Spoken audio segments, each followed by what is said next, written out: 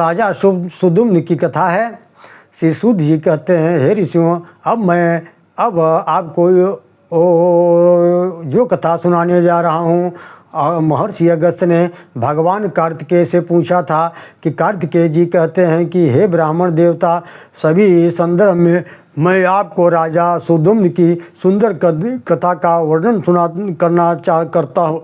विवस्वान के पुत्र हुए श्राद्ध देव के कोई संतान नहीं थी। एक बार वशिष्ठ मुनि के कहने से श्राद्ध देव ने पुत्रेष्ठ यज्ञ किया। यज्ञ के समय श्राद्ध देव की पत्नी श्रद्धा ने होता से प्रार्थना की कि उन्हें इस यज्ञ से कन्या की प्राप्ति हो। कन्या प्राप्ति का संकल्प करके आहुति डाली गई, जिससे कन्या उत्पन्न हुई तथा उसका नाम इला रखा गया। अतः पुत्री को देखकर श्राद्ध देव उदास हो गए।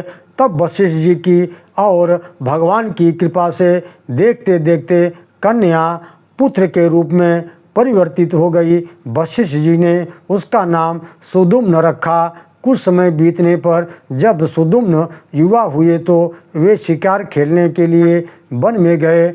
वन में भटक कर वे हिमालय के उस पर्वत के श्रृंखला में पहुंच गए, जहां भगवान शंकर माता पार्वती के साथ रमण कर रहे थे, लीला कर रहे थे। भगवती पार्वती को प्रसन्न करने के लिए भगवान शिव ने उस वन को श्राप दे दिया था कि जो भी पुरुष वहां प्रवेश करेगा वह स्त्री हो जाएगा। उसी दिन से पुरुषों ने उस वन में जाना ही छोड़ दिया था। सुदुम्न में जैसे ही उस वन में प्रवेश किया वह स्त्री हो गया। सुदुम्न को पुरुष होने का विस्मरण हो गया तथा वे इला नामक स्त्री हो गए। विचरण करते हुए उनकी भेंट चंद्रमा के पुत्र बुध से हो गई। बुध इला पर मोहित हो गया।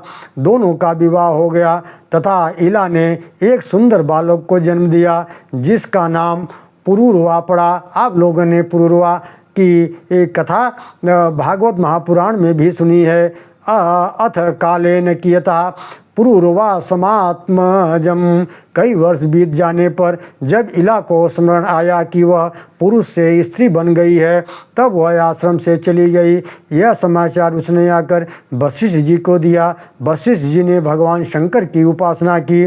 भूत भावन भोलेनाथ आशुतोष ने प्रसन्न होकर सुदुम्न को एक माह स्त्री और एक माह पुरुष बनने का आशीर्वाद प्रदान किया, किंतु वशिष्ठ जी सुदुम्न को सदा के लिए पुरुष बनाना चाहते थे। इसलिए उन्होंने भगवती की आराधना की। माँ भगवती माता प्रसन्न हो गई। उन्होंने वशिष्ठ जी से कहा, सुदुम्नम सावय प्रीत्या पुराणम मत प्रियंकरम देवी भागवतम नाम नमाहोभिर्द्विजोत्तमम। हे मुनिश्रेष्ठ, आप सुदुम्न को 9 दिनों तक संपूर्ण श्रीमद् देवी भागवत महापुराण की कथा श्रवण कराइए। इसके श्रवण मात्र से सुदुम्न सदैव के लिए पुरुषत्व को प्राप्त हो जाएंगे। ऐसा कह के माता पराम्बा जगदम्बिका अंतर्ध्यान हो गई। वशिष्ठ जी अपने आश्रम में लौट आए और उन्होंने सुदुम्न को बुलाकर के पूरे 9 दिवस तक श्रीमद् देवी भागवत की कथा सुनाई, जिसके परिणाम स्वरूप सुदुम्न को सदा सर्वदा के लिए पुरुषत्व की प्राप्ति हो गई। ओम नमो देव्यै महादिव्यै शिवाय सत्यम नमः। नमः प्रकृत्यै भद्राय नीता प्रणता स्मृताम। सज्जनों, अब आगे इधर रेवती नक्षत्र के का पतन है और उसकी स्थापना के लिए देवी भागवत के श्रवण से राजा दुर्दम को मनवंतराधिपति पुत्र की प्राप्ति होती है। बहुत सुंदर कथा है। आइए चलते हैं सीधे कथा की तरफ। सूत जी महाराज शौनकादि ऋषियों को ऋतवाक मुनि द्वारा रेवती नक्षत्र को श्राप दिया कि कथा सुनाते हुए कहते हैं कि हे ऋषियों, सावधान होकर के कथा सुनिए। हम आपको एक बड़ी सुंदर कथा सुनाते हैं। ऋतवाक नाम के एक बहुत प्रख्यात मुनि थे। रेवती नक्षत्र के अंतिम भाग गंडांत योग में उनके यहाँ एक पुत्र का जन्म हुआ। जब से वह उस बालक ने जन्म लिया तभी से वह शोक तथा रोग से ग्रस्त रहने लगा। उस बालक के माता पिता दोनों रोगी हो गए और वे अत्यंत दुखी रहते थे। एक दिन ऋतवाक मुनि ने गर्ग ऋषि जी के पास जाकर अपने दुख का कारण पूछा तो गर्ग मुनि जी कहते हैं, ऋतवाक जी, आपके दुख का कारण कोई अन्य नहीं अपितु आपके पुत्र का रेवती नक्षत्र के अंतिम भाग गंडांत योग में जन्म लेना ही है, जिसके कारण आप दोनों रोग और शोक से घिरे रहते हैं। गर्ग जी की बात सुनकर के महात्मा ऋतवाक को क्रोध आ गया और उन्होंने रेवती नक्षत्र को श्राप दे दिया, जिससे रेवती नक्षत्र आकाश से नीचे कुमुद पर्वत पर गिर पड़ा। रेवती नक्षत्र के गिरने से कुमुद पर्वत रेवतक नाम से प्रसिद्ध हो गया।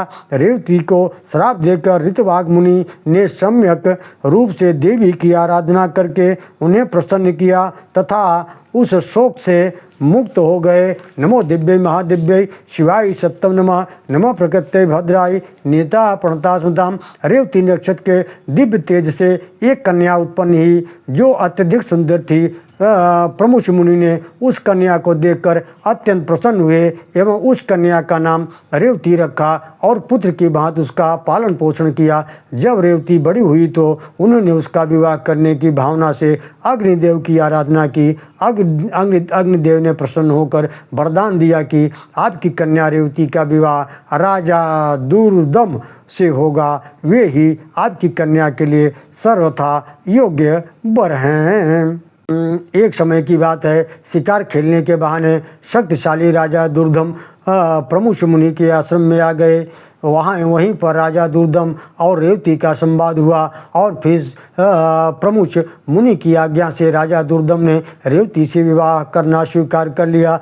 किंतु रेवती ने अपने पिता प्रमुख मुनि से कहा कि पिताश्री, अगर मैं विवाह करूंगी तो सिर्फ रेवती नक्षत्र में ही करूंगी। ऋषि ने कहा, पुत्री, रेवती नक्षत्र का तो आकाश मंडल से पतन हो गया है, तो रेवती नक्षत्र में तुम्हारा विवाह कैसे संभव है? रेवती ने कहा, अगर आप चाहें तो कुछ भी संभव है। मैं विवाह करूंगी तो रेवती नक्षत्र में ही करूंगी। अपनी कन्या की भावना को देख रखने के लिए उन्होंने नक्षत्र मंडल में पुनः रेवती को अपने तपोबल के द्वारा स्थापित कर दिया और रेवती तथा राजा दुर्दुम का बड़े ही धूमधाम से विवाह संपन्न कराया। राजा दुर्दुम ने प्रमुख मुनि से कहा, मैं ऐसी कामना करता हूँ कि मुझे जो पुत्र हो वह मनमंत्रों का अधिपति हो जाए। प्रमुख मुनि ने कहा, यदि आपकी ऐसी अभिलाषा है तो आप भगवती की आराधना कीजिए।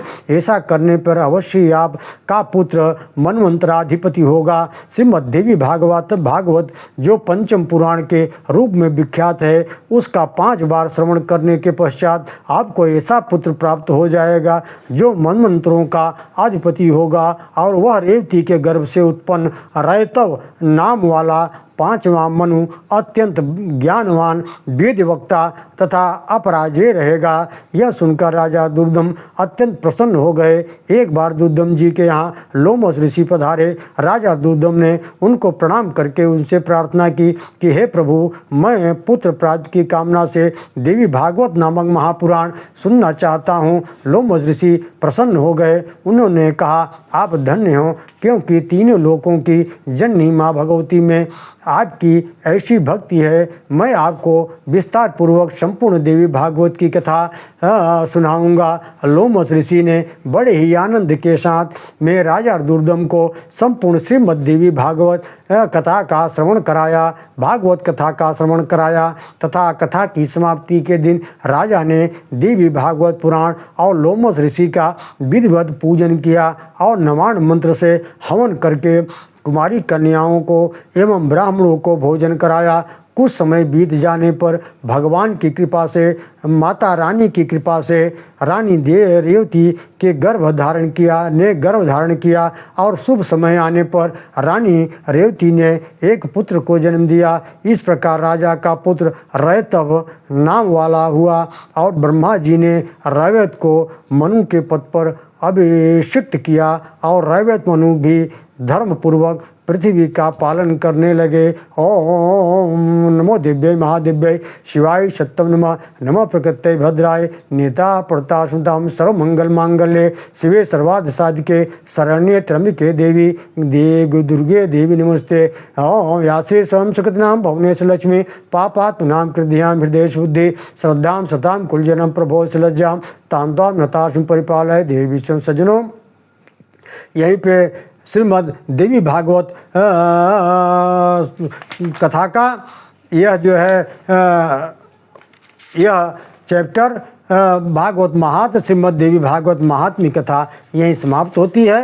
अब मैं आप लोगों के बीच में प्रथम स्कंद की कथा लेकर के प्रस्तुत होने जा रहा हूँ। ओम नमो नारायणाय।